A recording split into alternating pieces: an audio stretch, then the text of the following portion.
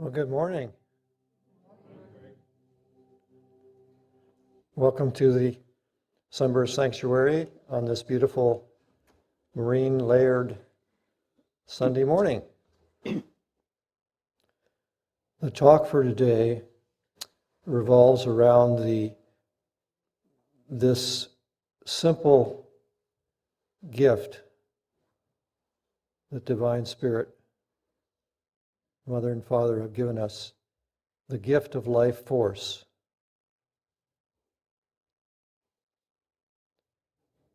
The founder of Sunburst, Norman Paulson, many years ago had an inner experience which we can call cosmic consciousness.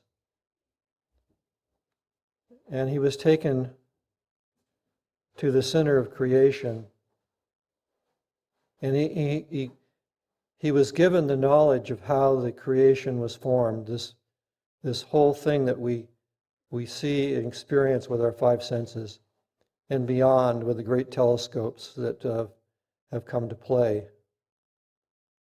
I'd like to read an excerpt from his talk in his writings called The Genesis of Creation. Before the great expanding sphere appeared, the Spirit of God, Mother, Father, existed in an ever-new state of joy and bliss. The vast, endless primordial sea of life and consciousness lay unmoving in the rapture of eternal, timeless peace. Not one thought form danced within the sea of life and energy. The Spirit, Mother and Father, I am that I am, were conscious of their existence, floating within this sea of life, the sea of thatness, cosmic consciousness. Spirit desired to see visible, moving images take form again within the vast sea of life and energy. Thus, the movement and awakening of pure consciousness, life force, produced images of light and sound within the vast eternal sea of life and energy. Spirit, Mother and Father would now move outward and dance in the images of creation. Norman Paulson. He writes, "You will find that you can use this gift of life force to accomplish whatever task you have before you." Many years ago, when I became part of the Sunburst mission, we had a community on the top of the mountain, Sunburst, above Santa Barbara, Sunburst Farm. This was either my first or second day, I can't really remember, it's so long ago. We used to have, we had a work meeting in the morning, and all the brothers and sisters gathered, and a group of us brothers were tasked to drive down in the white van we had 75 miles to San Bernardino and pick up market equipment from a Safeway which was closing. And that was pretty surprising to me. So we drove down to the 3 hours, we drove down to the site, and a semi-truck met us, a flatbed, which one of the brothers had driven. And we had I guess one of the guys that was working for the Safeway had some equipment to move all those heavy equipment and lift them onto the flatbed truck. And there was a lot of scales and all sorts of things, and I tell you, there was a lot of lifting involved. Oh boy. Well, the reason I'm sharing this story is because as we go along with it, you'll realize that this divine life force that we have inside and that we can tap into helps us to accomplish any goal that we set in mind. I had no idea during those hours that I would be, I hate to use the word guinea pig, but basically I was going to experience the full meaning of life force and letting go. About 4 o'clock in the afternoon, after about several hours of work, we finally got the flatbed loaded. And then the 12 brothers got on the van and we were driving back to Santa Barbara. And this was probably in the fall.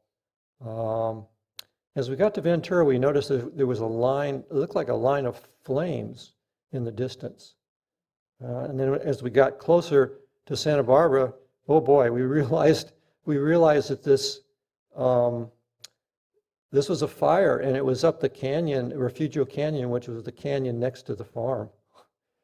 And so we went into this mode, which is, I can't describe it. It's like maybe it's like an EMT or like emergency mode basically.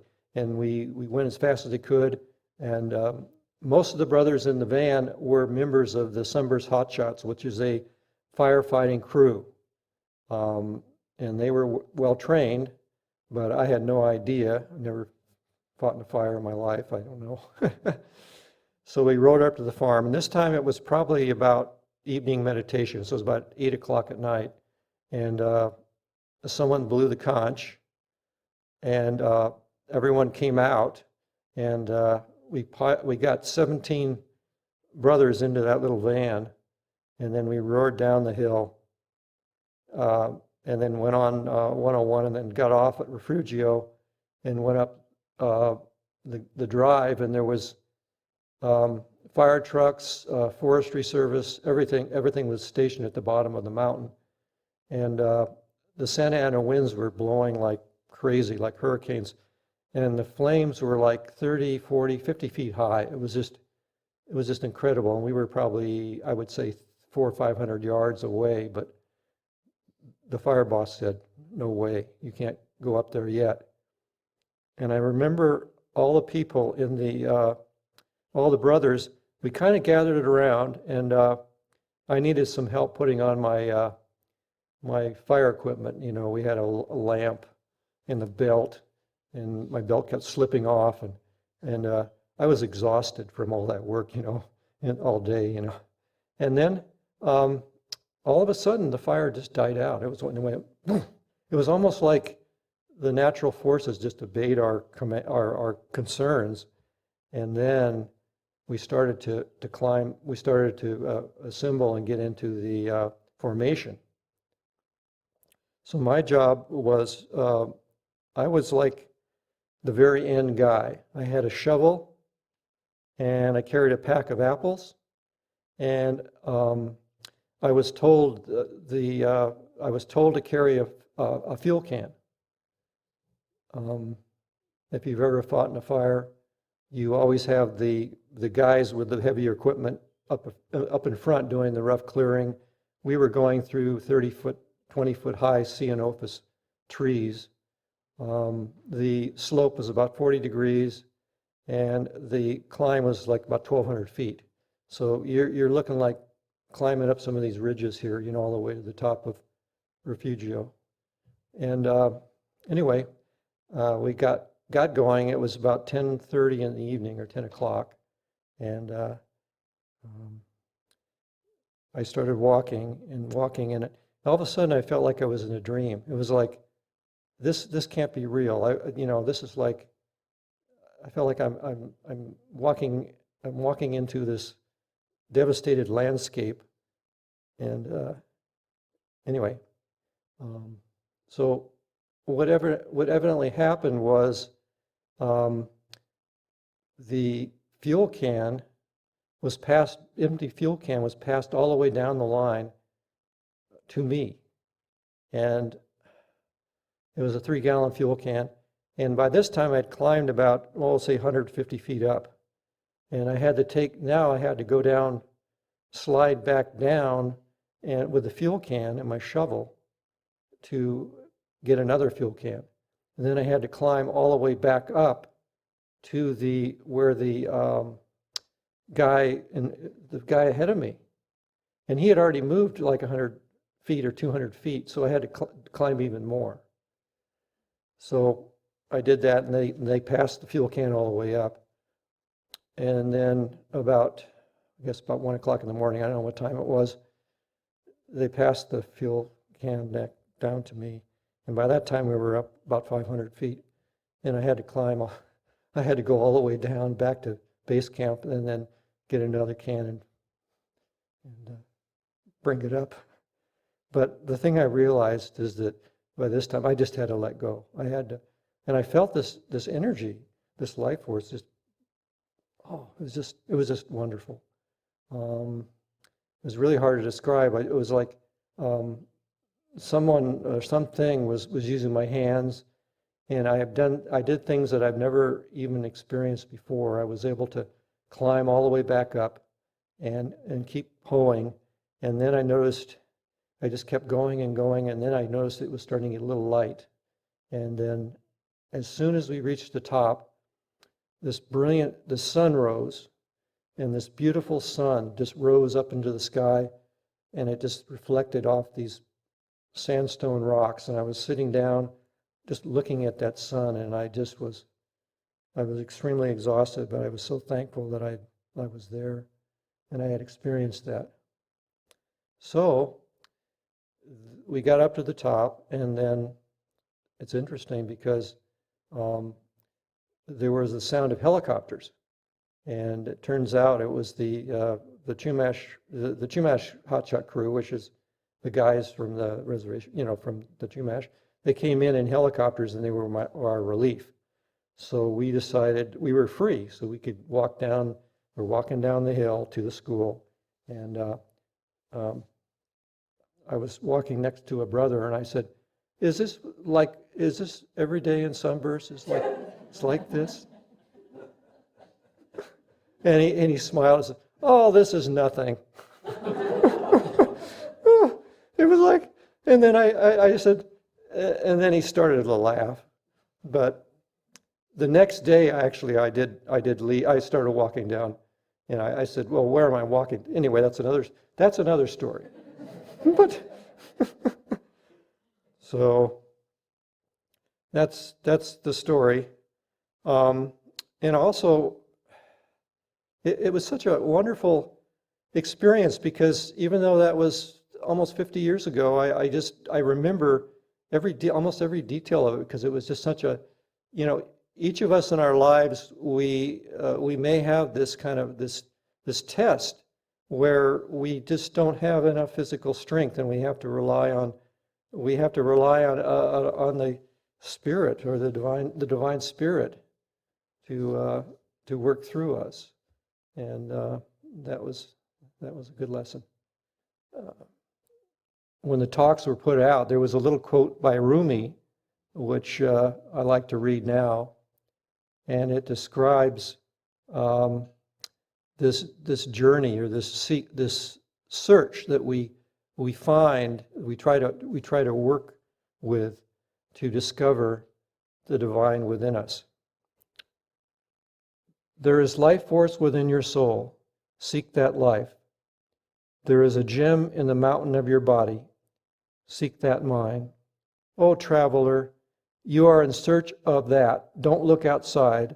Look inside of yourself and seek that. So the experience of the Genesis of creation, which Norm has shared, and the divine insights that he has written down in his books, those experiences come from his great devotion for the divine. And this enabled him to unite his individual life force with the great cosmic life force, cosmic consciousness. So consciousness is life force. When we look around us and we see movement, joy, and happiness in each other, if you walk in the parking lot and you hear the buzzing of hundreds and thousands of bees up into the poplar trees. And at night you can hear the sound of the crickets. There's symphonies of crickets, just thousands of them going. And the birds. It's just, it's life force. It's consciousness. Norm had said that if Divine Spirit wanted to pull the plug, and stop it, everything would disappear, implode, everything would disappear. So we're blessed to be here, and Divine Spirit wants to live and dance and sing and enjoy with us, wants to feel the warm earth beneath our feet, and wants to love each other. It's a wonderful thing. But it's not something that we have to look without ourselves for. It's an inner quest, and that inner quest comes through when we seek Spirit in our service and our meditation and our love. So before we go into the meditation, I'd like to, if everyone could just sit up straight and observe if there's any tension I always have tension in my shoulders. I have to relax my shoulders. And then you can start to be aware of your breath, or you just relax your breath. And very simply, if you can just breathe, just do some abdominal breathing where you're just breathing inhalation, exhalation through your abdomen. You're just aware breath is moving in and out. And just keep the awareness of breath. And then your vision or your gaze, just softly relax your eyes. You can gently lower your eyelids. And your point of focus, you can just let a little light in, but you want to have your point of focus just a little in front of you. And then you just want to relax. You want to be aware of your body, if there's any points of tension, and you want to hold this soft gaze and just breathe. This breath contains life force. This breath is Divine Spirit. In this breath, we can feel our connection to the divine. And the sound of the bowls, the chime of the bowls, the vibration emanating, let us feel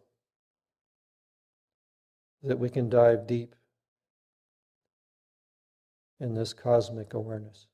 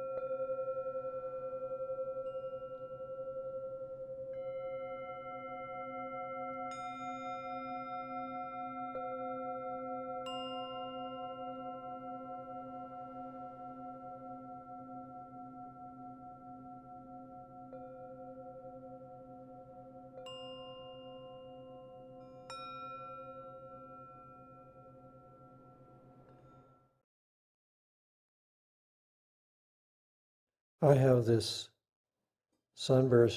old Sunburst song running through my head now. And I'm just going to kind of paraphrase it. We forgot the way we built the mighty pyramids. We forgot the strength that moved our hands in all they did. But when we look into the blazing sun, we can feel that you and I are one. Follow me in prayer, if you'd like. Dear Spirit, Mother and Father, thank you for your gift of life force.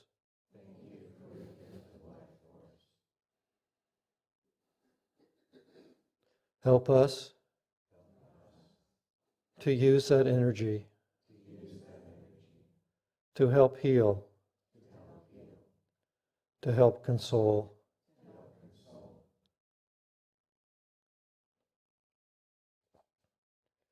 To bring beauty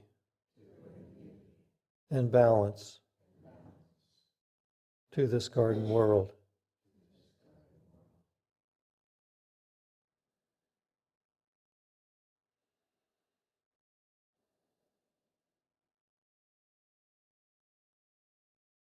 Help us increase our devotion for you, for we know that without you, we would cease to exist.